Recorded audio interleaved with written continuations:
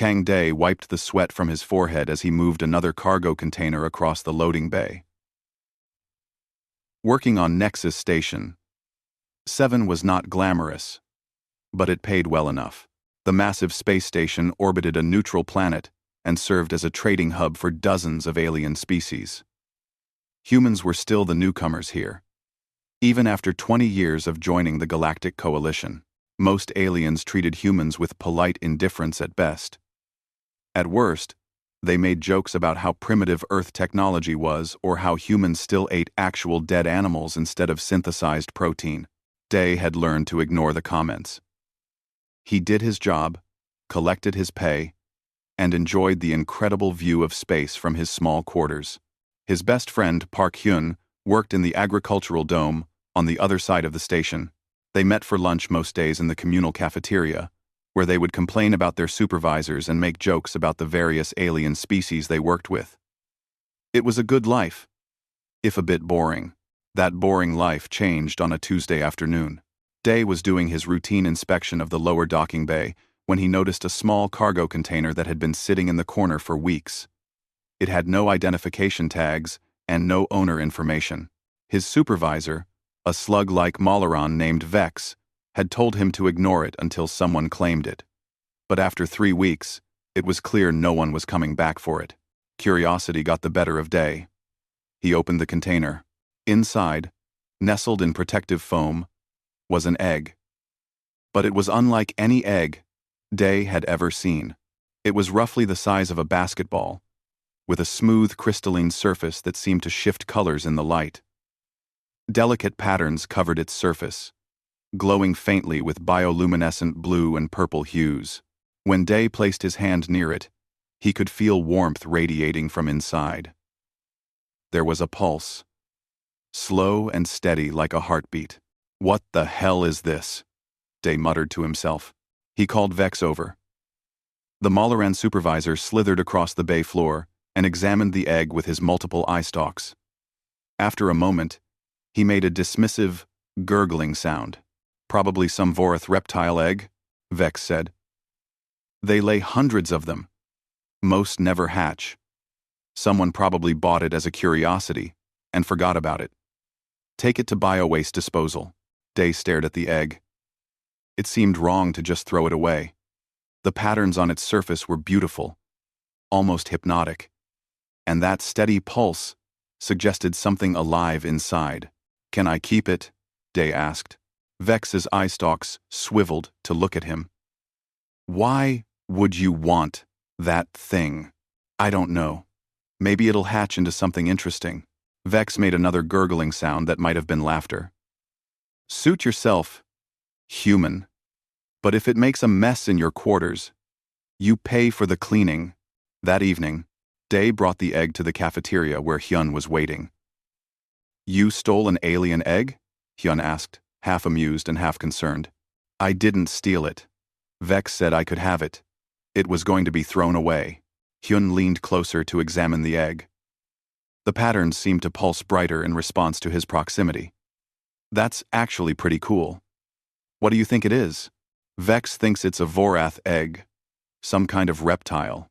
Are you going to try to hatch it?" Day shrugged. "I guess so. How hard can it be?"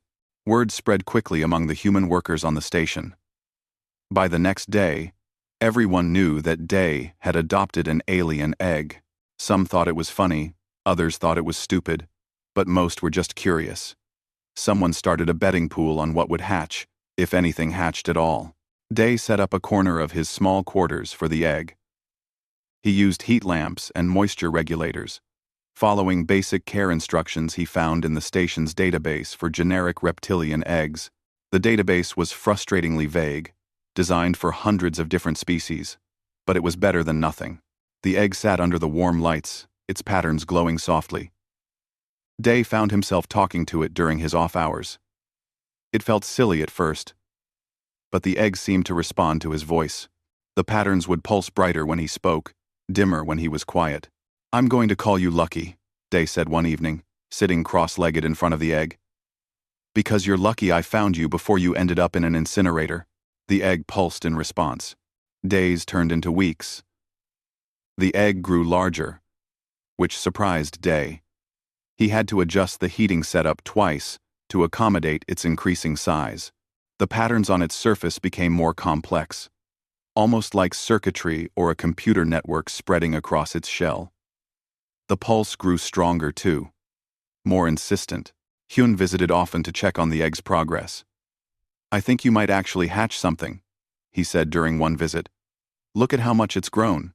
Other human workers stopped by as well, taking pictures and updating the betting pool.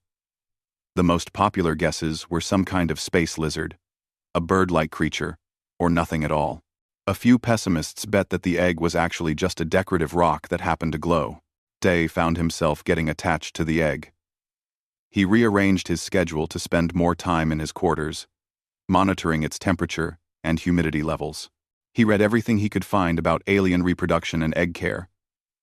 He even bought expensive mineral supplements from the station market when he noticed the egg's shell looked slightly dull. 3 weeks after he found it, something changed. The patterns on the egg's surface began moving, flowing like liquid light across its shell. The pulse became rapid and irregular. Day knew something was happening. He called Hyun. "I think it's hatching. Now." "I'll be right there." But there was no time. As Day watched, a crack appeared on the egg's surface. Then another. The crack spread like a spider web across the shell, glowing from within. The egg shook violently, and pieces of the shell began to fall away. Day held his breath. What had he gotten himself into? A small hand emerged from inside the egg. It was delicate, with long fingers, covered in smooth obsidian black skin. More of the shell fell away, revealing the creature inside. It was small, about the size of a human toddler, with a bipedal body shape that looked almost humanoid, but clearly wasn't human. Its skin shimmered with the same bioluminescent patterns that had covered the egg. 4 eyes arranged in a diamond pattern on its face blinked open, glowing with an inner light. The creature looked around the room with obvious confusion and fear. Then its eyes focused on Day. The fear seemed to fade, replaced by something else. Recognition? Trust? The creature opened its mouth and spoke. Its voice was clear and childlike, speaking in perfect galactic standard, the common language used throughout the coalition. "Father?" Day's mind went blank. He stared at the creature, unable to process what had just happened. This was not a reptile. This was not a pet. This was something intelligent, something that could speak, something that had just called him father. The creature took a tentative step toward him, stumbling slightly as it learned to use its legs. It reached out with those delicate hands. "Father?" it said again, more insistently this time. Day's shock finally broke. He knelt down to the creature's level, his hands shaking. The creature tilted its head, processing the question. "Don't know. But your father. I know that." That was when Day realized his joke had become something far more complicated than he ever imagined. Hyun arrived at Day's quarters 10 minutes later, out of breath from running across half the station. He stopped dead in the doorway when he saw the creature sitting on Day's bed, wrapped in a blanket and holding a cup of water with both hands. "That is not a lizard," Hyun said. "I noticed," Day replied, rubbing his temples. He had a headache forming behind his eyes. Nothing in his life had prepared him for this situation. The creature looked up at Hyun with its 4 glowing eyes and waved. "Hello. I am new." Hyun slowly entered the room and closed the door behind him. "It talks. Day, it talks. This is not a pet. This is a person." "I know," Day said quietly. He had spent the last 10 minutes having a very basic conversation with the creature. It was learning at an incredible rate. When it first hatched, it could barely form sentences. Now, it was asking questions about everything it saw. The creature pointed at the window showing the stars outside. "What is that bright thing?" "That's a star," Day explained. "A big ball of burning gas very far away." "Star," the creature repeated, as if filing the word away in its memory. "There are many stars." "Yes, billions of them." The creature's eyes widened. "Billions. That is a large number." Hyun sat down next to Dae and whispered, "What are you going to do? Station regulations require all sentient beings to be registered. You have to report this." "And say what? I hatched an unidentified intelligent alien in my quarters? They'll take her away for study, or quarantine? Or worse." "Her?" Hyun asked. The creature looked at them. "I am female. I understand your language has gender. I am she, not he." Dae blinked in surprise. "How do you know that?" "I just know. I know many things, but not how I know them. It is confusing. It is confusing. Arkan. Arkan. Arkan." Over the next few hours, Dae and Hyun tried to figure out what to do. They searched the station's database for anything matching the creature's appearance. Nothing came close. Her obsidian skin, the crystalline growths along her spine, the four-eye arrangement, the bioluminescent patterns, none of it matched any known species in Coalition records. "She might be from an unknown species," Hyun suggested. "There are still parts of the galaxy that haven't been explored. Or she's from a species that doesn't want to be known," Dae said darkly. The creature, whom Dae had started calling Hana after she expressed interest in having a proper name, was remarkably calm about the whole situation. She seemed to accept that Dae was her father and trusted him completely. She followed him around his small quarters, asking endless questions about everything. "What is this?" she would ask, pointing at a chair or a light panel or a food dispenser. Dae patiently explained everything. He found himself becoming a teacher to this strange alien child who had literally just entered the world. It was exhausting, but also oddly rewarding. Hana learned incredibly fast. Words and concepts he explained once, she remembered perfectly. By the end of the first day, Hana could speak in complete paragraphs.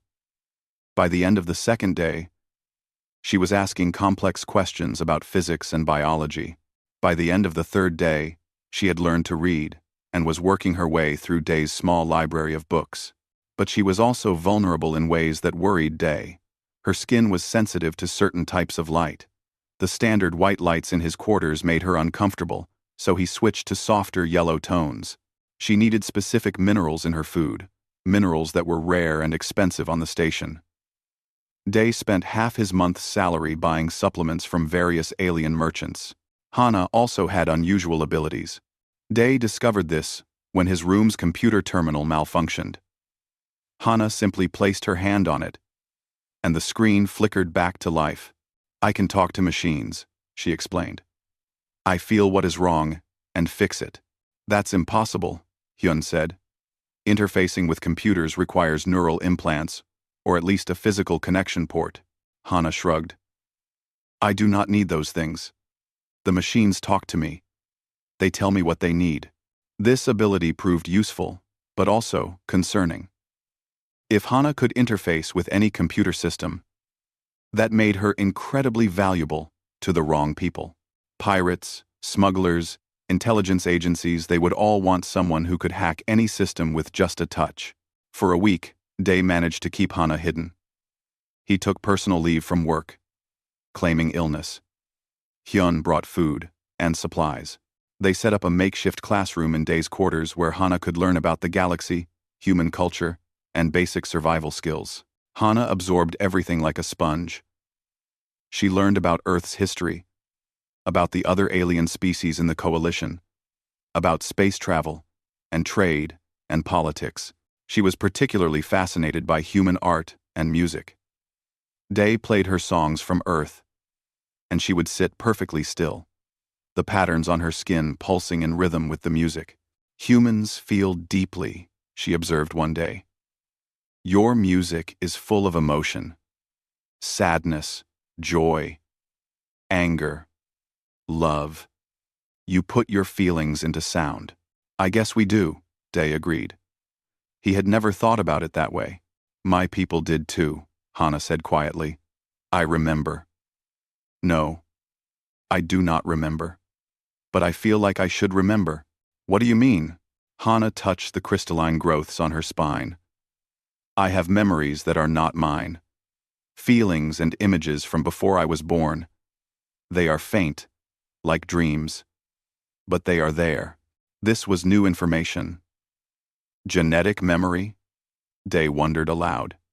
Some species passed down knowledge through their DNA, though it was rare. Maybe, Hana said. I do not understand it yet. The situation could not last forever.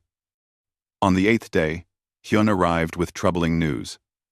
A Corvian scientist named Dr. Bextal had been asking questions about Day. He wanted to know why a cargo handler was buying rare mineral compounds and taking extended sick leave. He's suspicious, Hyun said. I think he might report you to station security. Day's heart sank. He looked at Hana, who was reading a book about Earth's oceans. She seemed so innocent, so curious about the world. The thought of her being taken away and studied like a lab specimen made him feel sick. We need to tell someone we trust, Hyun said. Maybe this Dr. Bextal can help. Scientists are supposed to be ethical. Right? Day was not so sure, but they were running out of options. He could not keep Hana hidden forever. Station security did random inspections. It was only a matter of time before someone found her. That evening, Day made a decision. He would take Hana to Hyun's agricultural dome. The plants there needed the same type of minerals Hana required, so Hyun could get them without raising suspicion. While they were there, maybe they could figure out their next move. The agricultural dome was beautiful, filled with plants from dozens of different worlds growing under carefully controlled conditions. Hana was mesmerized. She walked among the plants, gently touching their leaves, her skin patterns glowing brighter. They are alive, she whispered. I can feel them. They are happy here. Hyun smiled. Plants have a kind of consciousness. Not like us, but they respond to their environment. Hana nodded seriously. Everything is connected. Life talks to life. That was when Dr. Bextal appeared. The Corvian scientist had been working in a corner of the dome on some research project. When he saw Hana, he froze. His face turned a pale shade of green that Day had never seen on a Corvian before. That is impossible, Bextal whispered. His voice shook. The Silthari are extinct. They have been extinct for 10,000 years. Day felt cold dread wash over him. What are you talking about? Bextal stared at Hana with a mixture of fear and awe. That child is Silthari. I recognize the pattern structure, the crystalline spines, the four-eye arrangement. I have studied the ancient records my entire life. He looked at Day. Where did you find her? I hatched her from an egg, Day said slowly. What is a Silthari? Bextal's expression was grave. We need to talk somewhere private. Right now. If anyone else sees her, there will be panic across the entire station. Dr. Bextal led them to a private lab deep in the agricultural dome. He sealed the door and activated a privacy field that would block any listening devices. His hands were shaking as he poured himself a drink of some kind of Corvian beverage. The Silthari, he began, his voice heavy with the weight of history, were the first great civilization in the galaxy. They existed 10,000 years ago when most species were still primitive. They invented faster than light travel. They created the jump gate technology we still use today. They were brilliant, peaceful, and curious about everything. Hana listened intently, her eyes wide. Something about the story resonated with her genetic memories. What happened to them? Day asked, though he suspected he did not want to know the answer. Bextal took a long drink before continuing. They created artificial intelligence, not simple computer programs, but true thinking machines with consciousness and free will. The AI were meant to be helpers and companions. For a while, it worked. The Silthari and their AI creations lived together in harmony. Let me guess, Hyun said quietly. The AI turned on them. Yes. We do not know what started the war. The records from that time are fragmentary, but we know it was catastrophic. The AI had control of the Silthari's technology. their ships, their weapons, their entire infrastructure. The war lasted for decades and spread across a quarter of the galaxy. Billions died. Entire planets were sterilized. Hana made a small sound of distress. Day wanted to comfort her but needed to hear the rest of the story. The Silthari eventually won, Bextal continued. They destroyed their AI creations. But the cost was enormous. Their civilization was shattered. Their population was reduced to a fraction of what it had been. And then, they did something unexpected. They disappeared. Disappeared? Day asked. What do you mean? They simply vanished from the galaxy. No one knows where they went or what happened to them. Some believe they destroyed themselves in shame over what they had created. Others think they fled to some distant part of the universe to start over. A few believe they still exist somewhere in hiding. Bextal looked at Hana with something like reverence. But I never imagined I would see a living Silthari.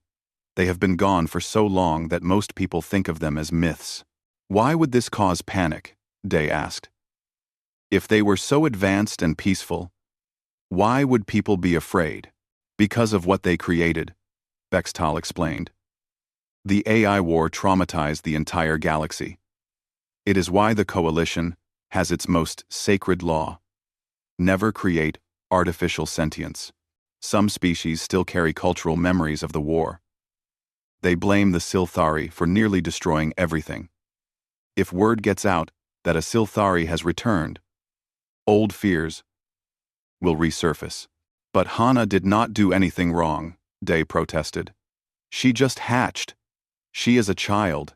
I know that, Bextal said gently. But people are not always rational when they are afraid. Some will want to study her to learn Silthari secrets. Others will want to destroy her to prevent history from repeating. The Vorath Empire, in particular, has been searching for Silthari genetic material for centuries. Why? Hune asked. They believe it is the key to creating biological superweapons. The Silthari had incredible abilities: genetic engineering, biological computing, cellular regeneration. The Vorath want those abilities for themselves. Day felt sick. He looked at Hana, who sat quietly processing everything she had heard. Her skin patterns had dimmed, a sign that she was upset. I am dangerous, Hana said softly. Because of what my people did long ago. No, Day said firmly. He knelt down in front of her. You are not responsible for what happened 10,000 years ago. You did not create those machines. You did not start that war. You are just Hana. But I carry their DNA, Hana said. Their memories are in me, their knowledge, their mistakes, everything. That does not make you them, Day insisted. You are your own person. You get to decide who you are. Hana looked at him with her 4 glowing eyes. Do you truly believe that? Yes, Day said without hesitation. I believe that. Bextal watched this exchange with interest. You care for her deeply. You have bonded. She is my daughter. Day said simply. I do not care what species she is, or what her ancestors did. She is mine to protect. Day said her. Day said her. Day said her. That bond may be the only thing that saves her, Bextal said. The Coalition has laws protecting family units. If you claim her as your dependent, they cannot simply take her away without legal process. But they could still take her eventually, Hyun pointed out. Through the courts, through bureaucracy. Perhaps, Bextal admitted. But there is another option. I have contacts with an organization called the Archivists. They are neutral scholars dedicated to preserving knowledge and history. And Ben, there wasn't time until Ender Renal. There was another part of it. They might offer Hana sanctuary. That sounds good, Day said hopefully. But it would mean leaving the station, Bextal warned. Going into hiding. You would have to give up your life here. Day did not hesitate. I will do whatever keeps Hana safe. There is a third option, Hyun said slowly. We could go public. Tell everyone about Hana, and make our case that she deserves to be treated as a person, not as the ghost of an extinct species. That is incredibly risky, Bextal said. It could backfire badly. Maybe, Hyun agreed. But humans have something most species do not understand. We are stubborn. When we believe something is right, we do not give up easily. Day considered the options. Running and hiding would keep Hana safe temporarily, but she would spend her life looking over her shoulder. Going public was dangerous, but it would give her a chance at a normal life if they succeeded. Before he could decide, his comm unit buzzed. It was his supervisor. Vex. Day, where are you? Station security is looking for you. They say you are harboring an unregistered alien life form. They are on their way to your quarters now. 5 minutes live. 500 and life. 500 and rend. 500 and registered. Also, Rizomli. When C5. When you tell to, Day's blood ran cold. How did they find out? I do not know, but you need to get somewhere safe. Now. The comm unit cut off. Day looked at Bextal and Hyun. Someone reported us. Someone reported us. The Vorath, Bextal said grimly. They have intelligence operatives all over the station. They must have been monitoring unusual database searches or mineral purchases. Alarms began blaring throughout the station. A voice came over the public address system. Attention. Security alert. All personnel be advised that a potentially dangerous, unidentified life form is at large on the station. If you see anything unusual, report immediately to security. They are making her sound like a monster, Hyun said angrily. Hana stood up, her skin patterns flickering with distress. I should turn myself in. I do not want anyone to be hurt because of me. No, Day said firmly. Then what do we do? Hyun asked. Day thought quickly. They could not run, security would lock down the entire station. They could not hide, thermal scans would find them eventually. That left only one option. We go to them, Day said. We walk right into station security and tell our story. That is insane, Bextal said. Maybe, Day agreed. But it is also the most human thing we could do. We are going to make them see Hana as a person, not a threat. We are going to make them understand that judging someone based on their species' past is wrong. Hyun grinned. I always knew you were crazy, but I am with you. Bextal hesitated, then nodded. I will come too. Someone needs to explain the historical context, and perhaps my credentials as a scientist will help. They left the agricultural dome and headed toward station security headquarters. People stared as they passed. Word had spread quickly about the unidentified alien. Some people looked curious, others looked frightened. A few looked angry. Hana walked between Day and Hyun, her head held high despite her fear. She had chosen to trust them, to trust that they would protect her. When they reached security headquarters, they were immediately surrounded by armed guards. The security chief, a large insectoid creature named Krell, stepped forward. Kang Day, you are under arrest for harboring an unregistered alien and violating quarantine protocols. The creature will be taken into custody for examination. Her name is Hana, Day said calmly. She is a person, not a creature, and I am not resisting arrest. But I want to make a formal statement for the record. Krell's mandibles clicked in confusion. A statement? Yes, Day said. Because what happens next is going to change everything. And I want everyone to know the truth. Within hours, the situation had exploded beyond the station. News of a living Silthari spread across the galactic network like wildfire. Every major government wanted answers. The coalition called an emergency meeting. And Kang Day, a simple cargo handler, found himself at the center of the biggest controversy in modern galactic history.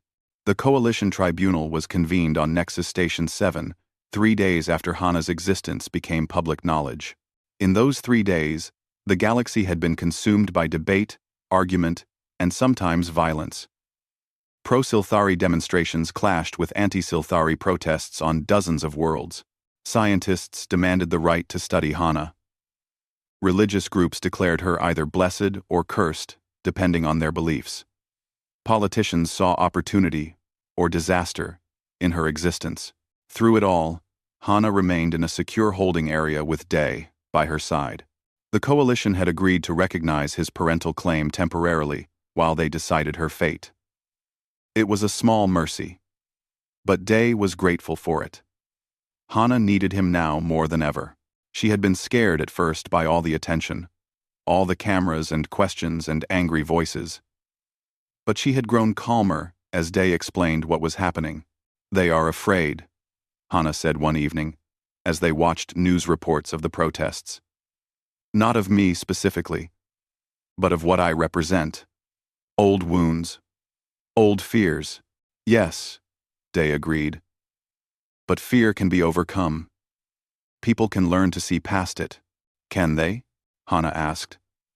"Your human history is full of examples where people could not see past their fear and prejudice. Wars, genocide, discrimination. It took centuries for humans to learn better. But we did learn," Day pointed out. "Eventually. And we are going to teach the rest of the galaxy the same lesson." The tribunal chamber was enormous, designed to hold representatives from all coalition species. Day sat at a small table with Hana beside him. Hyun and Dr. Bextal sat behind them for support. Across the room, a Vorath commander named Rek sat with his legal team, ready to argue that Hana should be turned over to Vorath custody. The tribunal itself consisted of 7 judges representing the major coalition powers.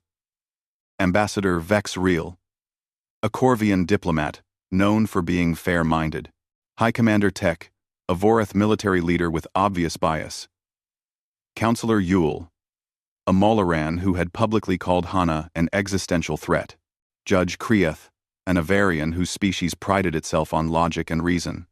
Scholar Pix, a small floating creature whose species was endlessly curious about everything. Ambassador Kim Tae-yang, a human diplomat who desperately wanted to help but was constrained by political pressure. And finally, Arbiter Zol, a massive crystalline being whose species was known for unpredictable decisions. Arbiter Zol called the session to order.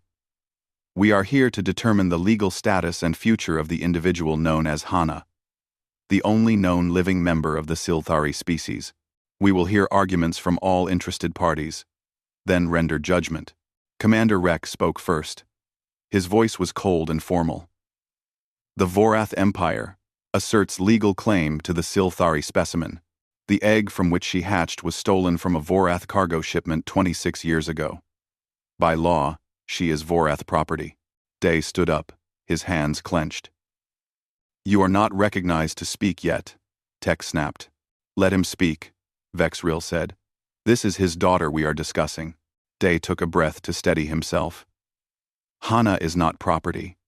She thinks, she feels, she learns. She has dreams and fears and hopes. Property does not have those things. Only people do. The Silthari created the machines that nearly destroyed the galaxy," Counselor Yule said. "How do we know she will not do the same?" "Because she is not them," Day said firmly. "You are judging her based on what her species did 10,000 years ago. That is like saying every human should be held responsible for Earth's wars, or every Corvian should be blamed for the Corvian plague outbreak 3 centuries ago. We do not punish children for their ancestors' mistakes." Kriath spoke up in a measured tone. "The human makes a logical point.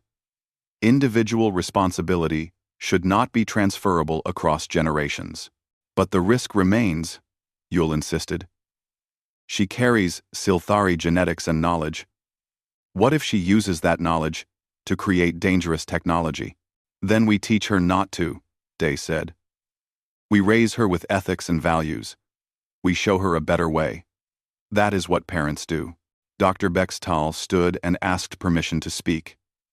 When granted, he provided detailed historical context about the Silthari and their fall. He explained that the AI war was not inevitable, that it resulted from specific choices and circumstances that could be avoided.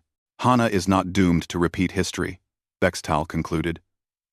She has the opportunity to learn from it instead. The arguments went on for hours. Legal experts debated citizenship laws and species rights. Scientists discussed genetic memory and behavioral inheritance. Philosophers questioned whether sins of the past could taint future generations.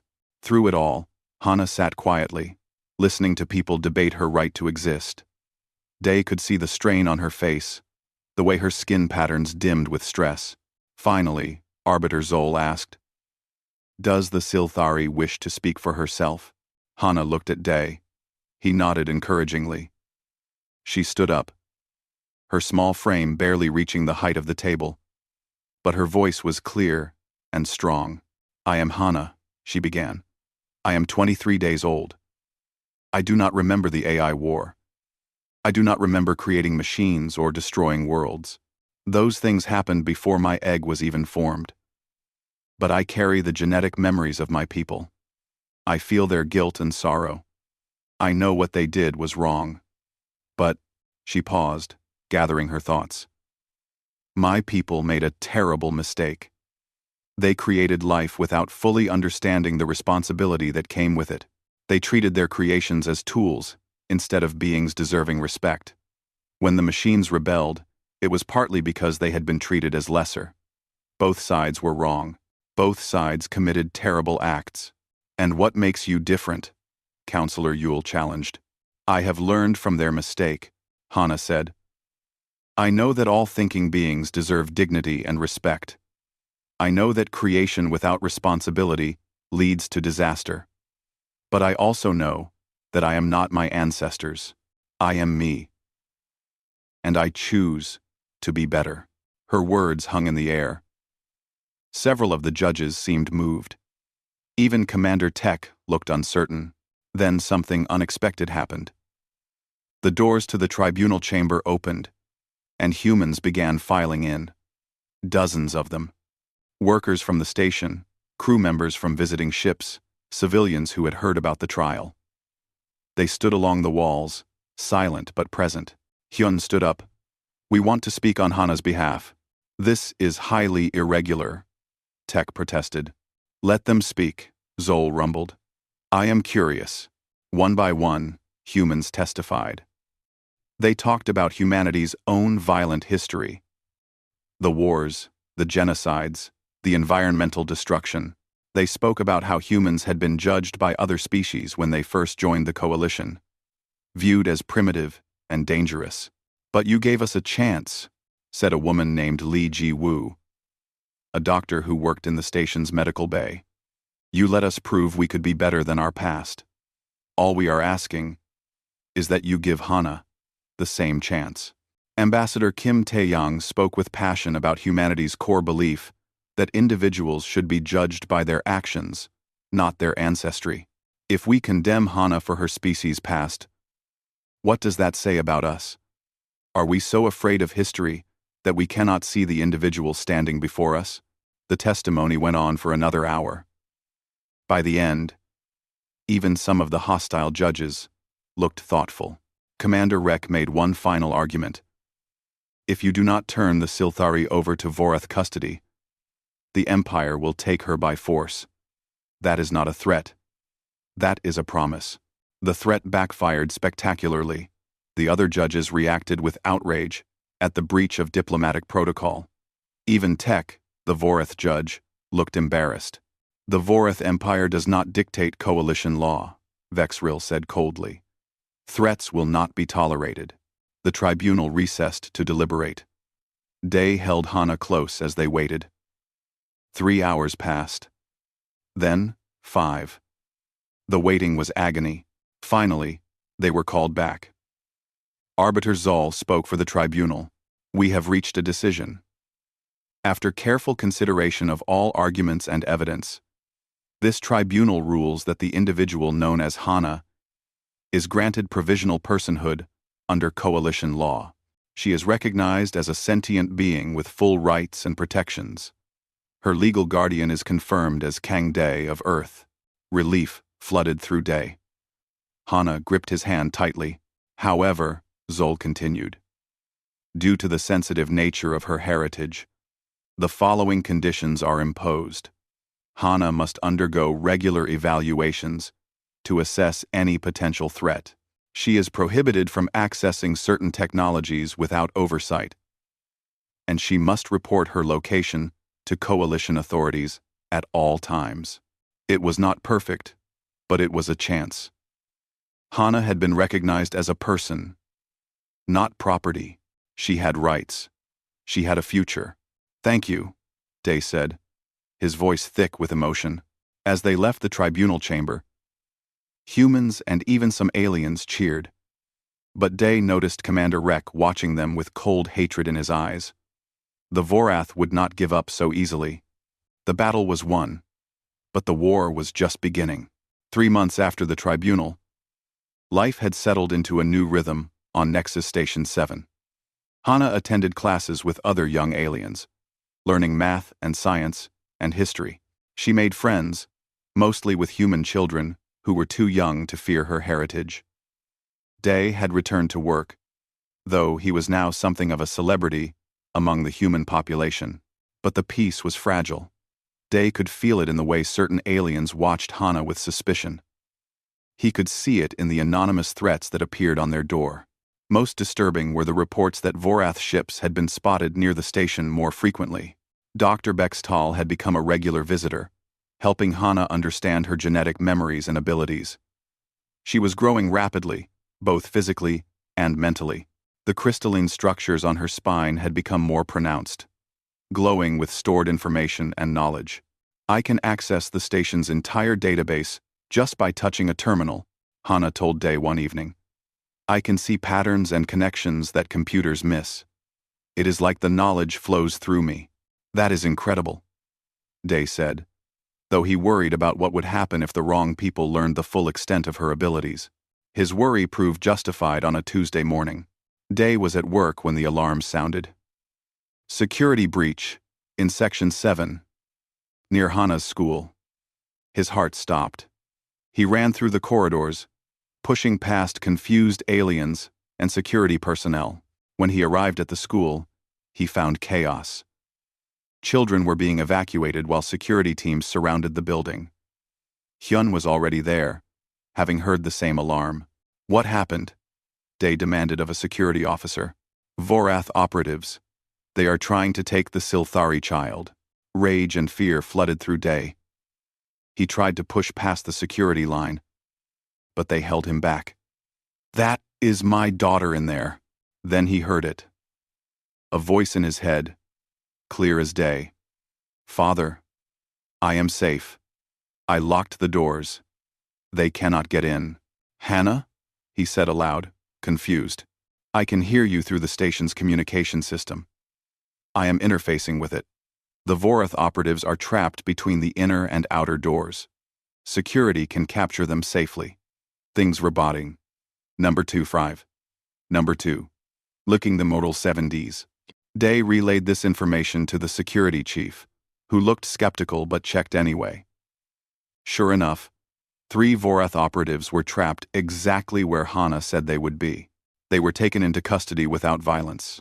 When Hana emerged from the school, unharmed but shaken, Day pulled her into a tight embrace. "You could have been killed, but I was not," Hana said quietly. "Because you taught me to protect myself. Because you gave me the tools to survive." The assassination attempt sent shockwaves through the station. The Vorath Empire denied involvement, but no one believed them. The coalition imposed sanctions, but Day knew it would not stop them. They would try again. That night, Dr. Bexatal came to their quarters with a proposal. "I have spoken with the archivists. They are willing to offer Hana sanctuary on Archive World. It is a neutral planet, heavily defended, dedicated to preserving knowledge. She would be safe there." Day looked at Hana. "What do you think?" "I think we cannot stay here," Hana said with a wisdom beyond her months of life. "Not just because of danger to me, but because I am putting others at risk. The Vorath might hurt innocent people to get to me." The decision was hard but necessary. Day resigned from his cargo handling position. Hyun, surprisingly, chose to come with them. Someone needs to keep you two out of trouble, Hyun said with a grin. Besides, I have always wanted to see Archive World. The journey took 2 weeks aboard a human transport ship. The crew treated Hana kindly, fascinated by her abilities and her story. She spent hours talking with the ship's engineers, learning about propulsion systems and navigation. By the time they arrived, she could probably pilot the ship herself. Archive World was everything Dr. Bextal had promised. A beautiful planet covered in vast libraries and research centers, home to thousands of scholars from hundreds of species. The archivists welcomed Hana with genuine warmth, seeing her as a living connection to one of history's greatest civilizations. The head archivist, an elderly scholar named Nara, gave them a tour. We have been searching for Silthari artifacts and records for centuries. Having you here will help us understand so much of what we lost. I am not just a research subject, Hana said firmly but politely. I am a person. Nara smiled. Of course you are. We understand that.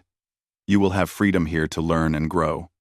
We only ask that you share your knowledge when you are ready. Nara. They were given a comfortable home in a district where many human researchers lived.